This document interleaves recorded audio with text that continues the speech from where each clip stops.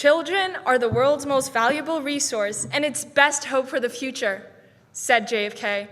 Now, with all due respect, Mr. President, what were you thinking? I guess the 1900s were truly a very different time. But at the end of the day, he isn't even wrong. That's the scary part. Kids really are the best hope for the future. Yeah, we are doomed. Hello, ladies and gentlemen. We have gathered here today to discuss a life-threatening problem in our society: iPad kids. I would like to talk to you about their worrying stance, dirtiness, and the fact that they are collectively holding back our community.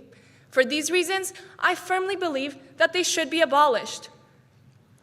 Primarily, toddlers will find the most creative ways to watch CoComelon on their repulsive iPads. Whether that is lying down on the floor or hanging upside down from monkey bars, my point's the same. You know, when they're playing on their mom's phones, they can have a dangerous resemblance to literal armadillos. Backs hooked, flimsy arms, and wobbly bodies like Jell-O. I remember seeing my 7-year-old cousin mindlessly tapping on his iPad. It was that one game where you have to feed a candy to a green animal thing by cutting a rope. Anyway, I loved that game, but not the point. He was hovered over the couch's armrest with his device on the floor. His arms were limp over his head, and he looked like a zombie in the shape of a rainbow. Secondly, their hygiene is a universal threat to humanity. I will never understand how they can eat Cheeto Puffs, pick their noses, and tap on a screen all day long, all with the same finger, without throwing up. The plain sight of their dirty iPad screen is nauseating. To put it into perspective, it's even dirtier than the gender-neutral bathroom in the D-Wing. Now that is concerning. I'm convinced that they have produced certain antibodies that make them immune to diseases. How they have yet to develop malaria is beyond me.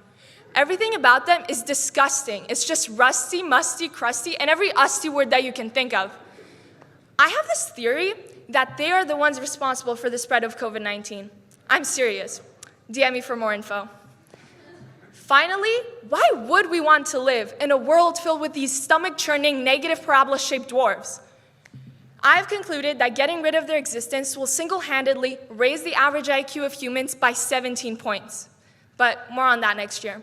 For now, picture this: a world where kids are playing hopscotch and not Crossy Road. A world where a family dinner doesn't come with the Caillou intro song. A world where parents go in debt for their kids' education and not their chiropractor.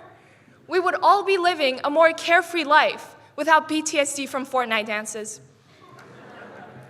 In summary, iPad kids have terrible posture, horrific hygiene, and would do us all a great favor if they just vanished. I believe that a purge against them wouldn't be such a terrible idea. If anything, it would account for a great laugh. Just imagine them running around on their short chicken legs and swinging around their fragile arms. I must see it before I die. And if you really think about it, we would just be doing them a favor, saving them from a lifetime of shame and embarrassment of who they once were. So remember this: if you see a toddler on a screen, you must always intervene. And if there's an iPad kid on site, you must always start a fight.